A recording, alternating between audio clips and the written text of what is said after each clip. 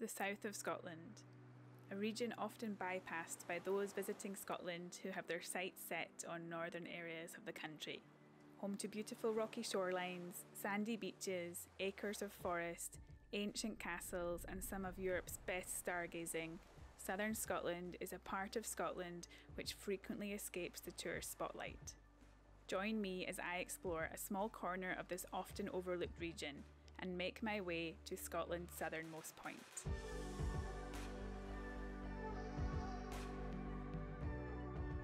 I'm here in the car park at the supermarket in a place called Stranraer, which some of you might not have heard of before.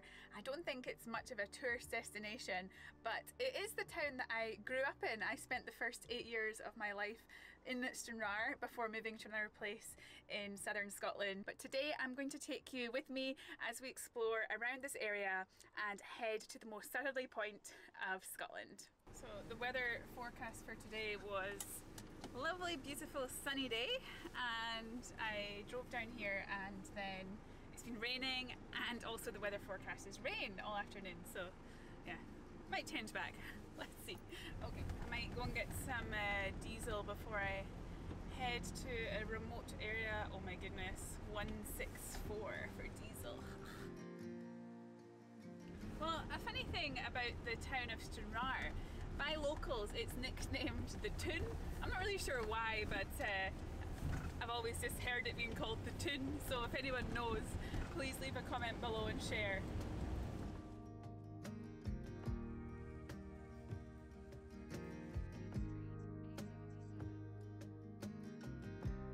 I drove through that crazy rainstorm and arrived in this beautiful picturesque little village called Portpatrick, and the sun has come out. I can see some blue skies. This is a beautiful little seaside village southwest of Stranraer. It took me around 20 minutes to drive here.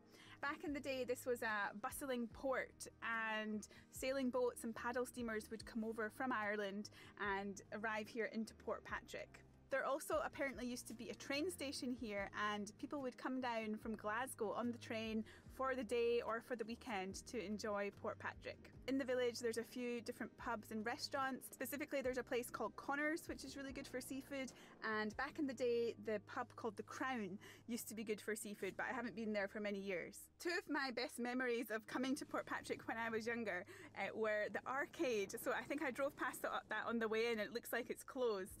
And also, if you come here, you must go to the putting green. Portpatrick has a sheltered harbour and visitor moorings. It's also home to the RNLI lifeboat station, which has been in operation since 1877. The Southern Upland Way stretches 215 miles. It begins in Portpatrick on the west coast and ends in Coburn's Path on the east coast. Behind me you can see the beautiful village of Portpatrick. This is one of my favourite views.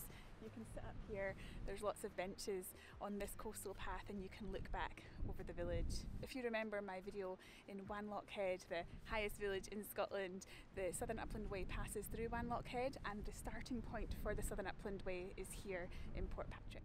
I've decided to walk along a short stretch of the Southern Upland Way, and I heard around 20 minutes from Portpatrick you can see a lovely beach, so I'm going to head there.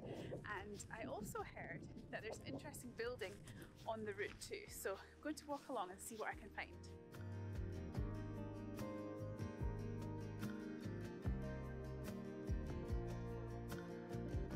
Behind me is the hidden beach that I was looking for. Sandeel Beach it's called.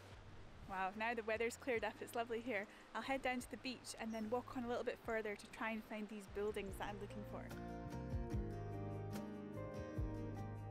Just sat down here on the Sandeel Beach, and as I arrived I spotted a cave with a waterfall, and it mentions beside it that a long time ago in this area there were some caves that had sort of healing powers, and at the beginning of May people would bring their diseased children here and put them in the water from the waterfall, and it would hopefully cure them. Really interesting. Never knew about that. I say this is my first time here, but I'm sure my parents, when they watch this video, they'll say that I've walked along these cliffs before when I was younger, but probably I just don't remember because I was so young. In the 1800s, the Kilnatrigan cable hut was the terminus of telegraph and telephone cables from Scotland to Ireland. It was first used for telegraphs, but then in 1893, 4 wire telephone cables were laid. A little further on from the hut is Kilnatrigan Lighthouse. So I've arrived here at the building that I was looking for. How amazing to think that there was communication between this building. This was one of the first points of communication between Scotland and Ireland back in the day. And on the ground here behind me there are some metal wires. It mentioned at the plaque at the beginning of the walk that you can come across pieces of metal wiring, which was basically the communication lines back in the day. So I wonder if these lines are from the communication. Here's something else that looks like a cable or wire, and that's also sticking out of the ground just below the building. It's not possible to go inside the building, all the doors are locked, but you can still see it from the outside. Behind me here is the path for the Southern Upland Way, so it's really well trodden and it's also really well signposted. I've seen markers with yellow colours on them marking the path, but it seems really good. And I heard as well that there's bothies along the route on the way, so for those of you who are not from Scotland or are not aware of what is a bothy, it's basically a sort of an abandoned looking shelter, and they're free to stay in and they're unlocked and accessible to everyone, so you can stay in those as you walk in the mountains or the hills, and you can get some shelter overnight from the rain and the wind. If anyone has stayed in a bothy before, please let us know in the comments what it was like and where was it. I've never stayed in one before.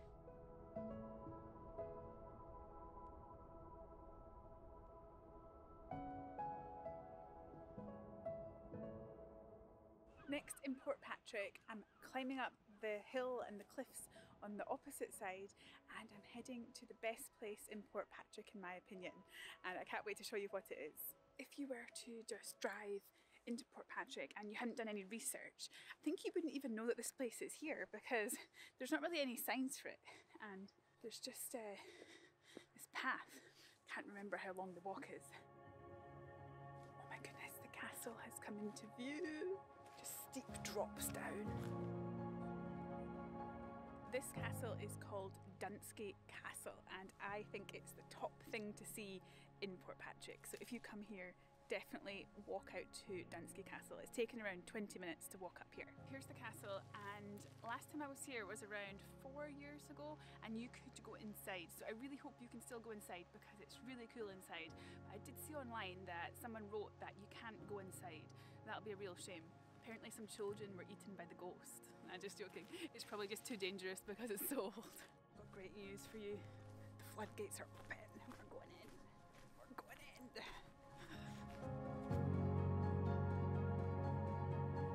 Dunsky Castle is a 3-storey ruined tower house shaped like an L and was built in the 1500s.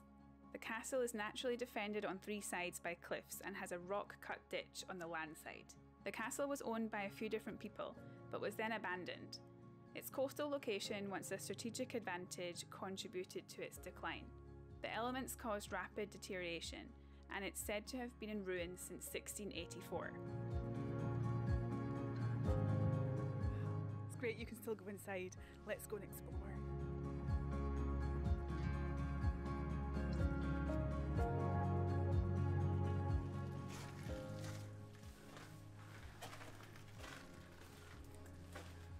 So dark in here.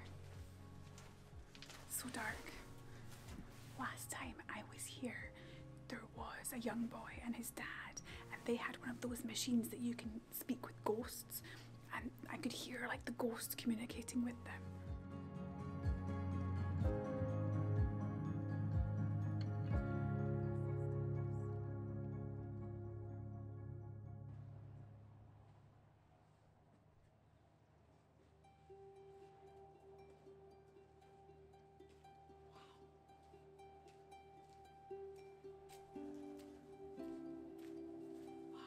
Is insane.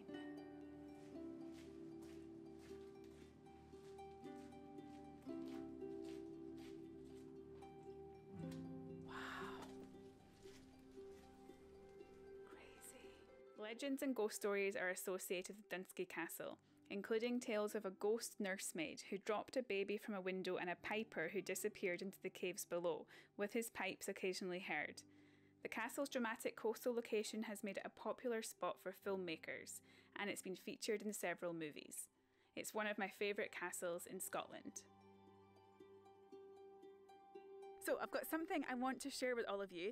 Early next year, I really want to go to France in my campervan for a few weeks. There's something in France that I really want to do, but I'm a bit nervous to go to France, to be honest, especially driving on the opposite side of the road and also with the language barrier. To prepare, I've decided to start taking some French lessons. I did learn French at school, but I've basically forgotten all of it because it was so long ago. To learn French, I'm using Lingoda, an online language learning platform where you can have lessons with native speaking teachers. You can learn English, Spanish, French or German and have either individual or group lessons. Since I have limited time before my trip, I'm taking the intensive Lingoda Sprint Challenge. This challenge encourages you to take 15 or 30 lessons within a month and you can earn rewards for completing the challenge. I've already taken a few classes and learned a few basic phrases, and I've even been practicing with Jean-Paul, the handsome French man in my local village. Bonjour. Enchanté. Bonjour. Comment tu t'appelles? Je m'appelle Ruth. Tu habites où? J'habite in Écosse. Au revoir. If you're also a beginner or looking to brush up on your language learning skills, Lingoda are offering 30% off this month for their Language Sprint Challenge. If you use the code Ruth, you also get an additional €20 off. Using my code really helps support the channel, and I'll put the link below if you're interested to find out more. And if anyone has any advice about travelling France in a campervan, please leave a comment below.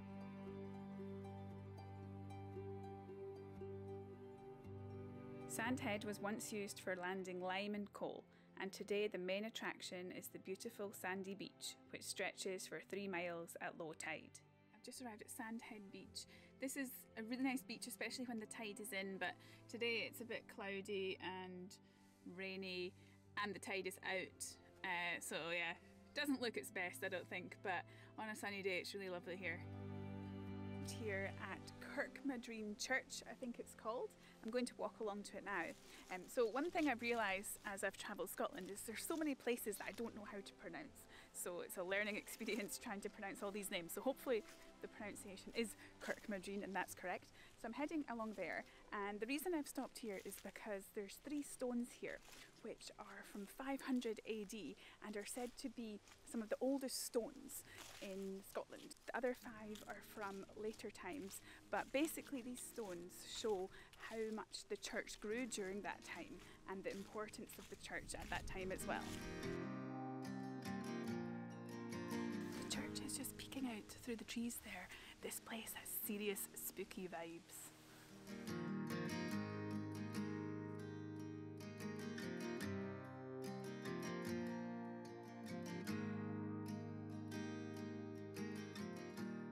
Church feels really spooky. There's no one here and it's just really, really quiet, and quite a lot of very old gravestones around the place. A lot of the gravestones are from the late 1800s, so there's no recent gravestones here.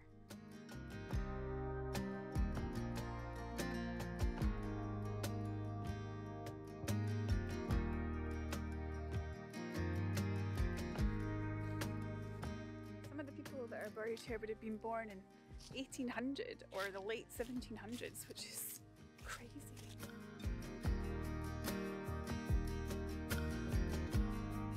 The next stop on the tour today is the Port Logan fish pond, and I remember coming here many times when I was younger, but I haven't been in absolute years, so I'm interested to see what it's like now. The Port Logan fish pond was basically used as a larder to store fish for the nearby estate, and it's over 200 years old. I'm looking forward to going in because I can't really remember what it's like inside. I just remember there being lots of fish. So let's go in and have a look.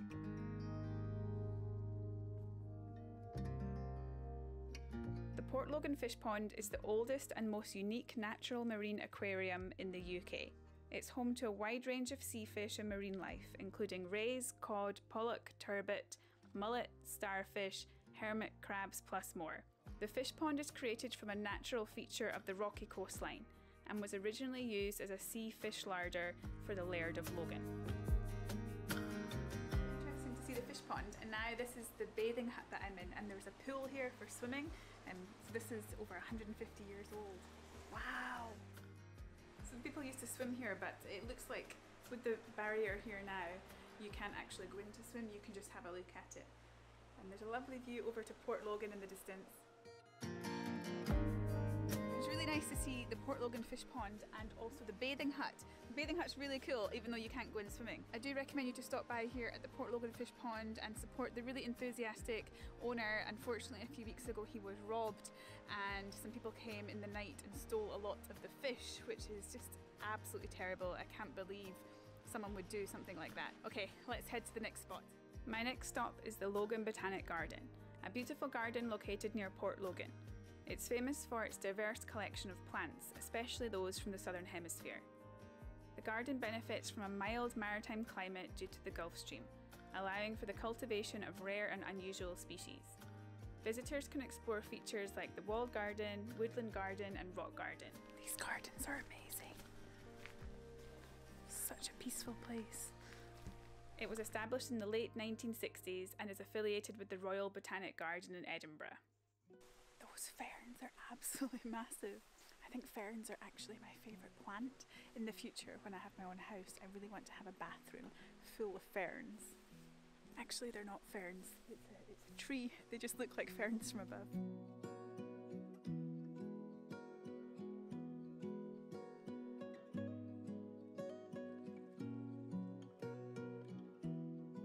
It just looks like a heap of trash, but actually it's called Buckingham Palace, and this is a habitat for lots of bugs to live. So I'm looking for red squirrels. The lady at the desk said that there's been some red squirrel sightings around here today. It's actually quite common to see red squirrels, but in recent years there's been some issues with grey squirrels coming into their territory, so it's really important to take care of the red squirrels. They're so cute. If you've seen a red squirrel before, let me know in the comments. If you have a different type of squirrel where you live, also let me know in the comments. I know in different parts of the world there are different types of squirrels. On some of my videos about Shetland and Orkney, there were quite a lot of questions about why there's no trees in Scotland, but actually there are trees in Scotland, it just depends on where. So in southern Scotland there's actually a lot of woodland, so you'll find a lot of places with oak trees and old trees. And I still haven't found out the reason why there's no trees on Orkney and Shetland. If anyone can enlighten us, please leave a comment below and let us know.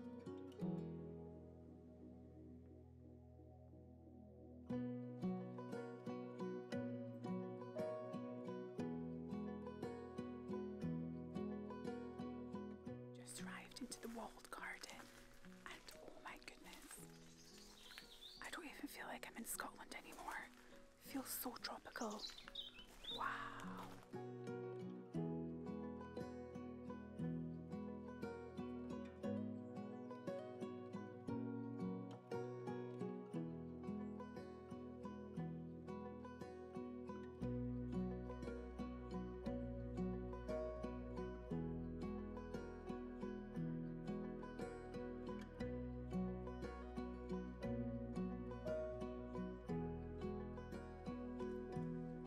So warm in here, but these gardens are really amazing. Definitely recommend you to visit. It costs £8 to enter. There's definitely more plants here than flowers, maybe because it's October and all the flowers are finished, but if you're interested in gardens, I recommend watching my video on the Isle of Gia where I visited Ackramore Gardens. I was there in August and there were so many beautiful flowers. I'll link it here so you can watch it if you want.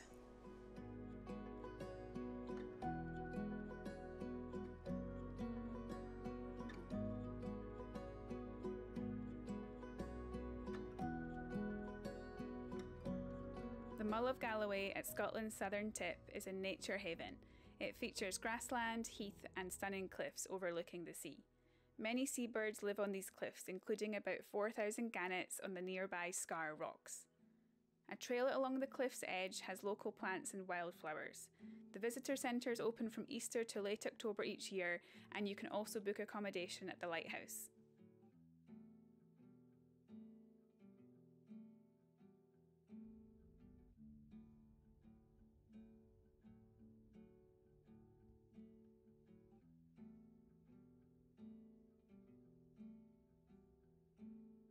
Mull of Galloway lighthouse behind me, and there's a circular walk. I'm going to go closer and see the lighthouse. So I I was outside trying to get some beautiful, beautiful shots of the lighthouse to share with you guys, and it started raining, and it was like a 3-minute walk, but I got absolutely soaked. So it's about to get dark now, so I'm going to stay around this area and then I will show you guys the lighthouse in the morning. Oh.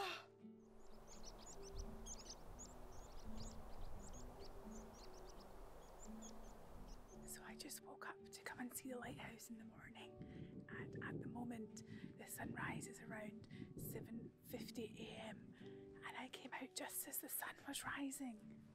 Wow. I think it's even more special than a sunset because you have to get that extra effort to get out of bed and see it.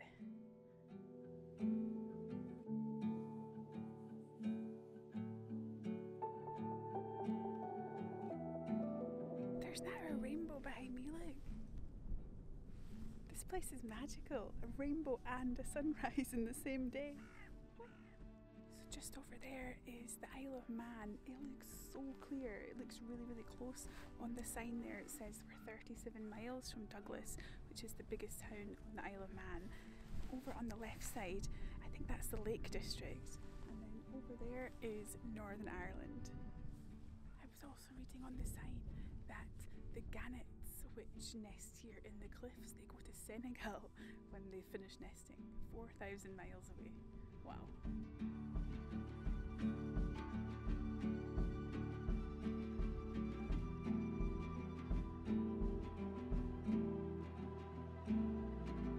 Down here at the Foghorn now, and that's the view of the lighthouse from down at the Foghorn.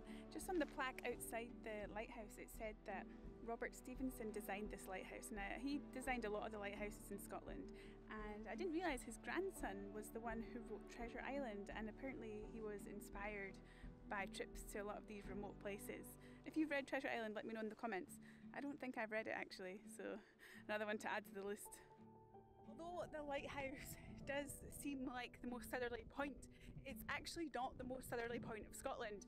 I was looking on Google Maps and the most southerly point is actually on the cliffs here, just a short walk from the lighthouse. I'm going to head there now and actually go to the most southerly point of Scotland. There's this cairn here behind me and it's not actually on the cliff edge. I'm not sure if that means that the southerly point is here, but this field is really muddy. If you come to these cliffs, make sure you wear your hiking boots. A few months ago, I made it to the most northerly point of Scotland. Well, I saw it. Mull of Galloway, or the Outstack, is the most northerly point. It's quite tricky to get over to that island because it's so treacherous and it's a huge big rock, but I made it to the Hermanus Nature Reserve in Shetland, and you can watch that video here if you'd like to see my journey to the most northerly point of Scotland and of the UK. And today is the most southerly point of Scotland. I'm actually more interested to see the most southerly point of Scotland than of the UK. I don't know why, it just feels more special since I'm from Scotland. I just came through these gates here and arrived on the cliff edge. So this is the cliff edge here. Okay, it seems that I'm almost at the most southerly point. It looks like it's on this cliff edge here, so I need to walk out and I'll try and reach that pin on Google Maps and reach the southerly point of Scotland. There's absolutely no sign or anything here to identify that this is Scotland's most southerly point. The path on the cliff here does look a little bit worn, so people are coming down here. And it looks like there's a path along the cliffs there behind me from the lighthouse. Oh wow. Oh, I'm so excited to go to Scotland's most southerly point.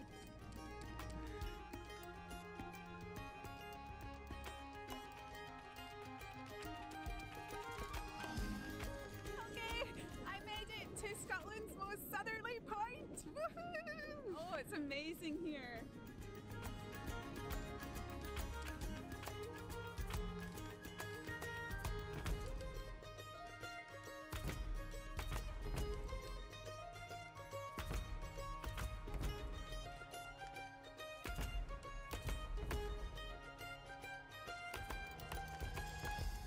Peninsulas in Scotland just feel like islands within themselves. Wow. Oh, it's amazing here. It was so amazing to reach Scotland's southernmost point. In this video, I explored part of the Rhins of Galloway Peninsula and had such a fantastic time. This is a wonderful and often overlooked part of Scotland. I hope this video today inspires you to explore this lesser visited corner of Scotland. I often share photos from my trips on Instagram or Facebook. The links are below, so feel free to have a look. If you'd like to see more of my adventures travelling in Scotland, then please subscribe to the channel. See you next time!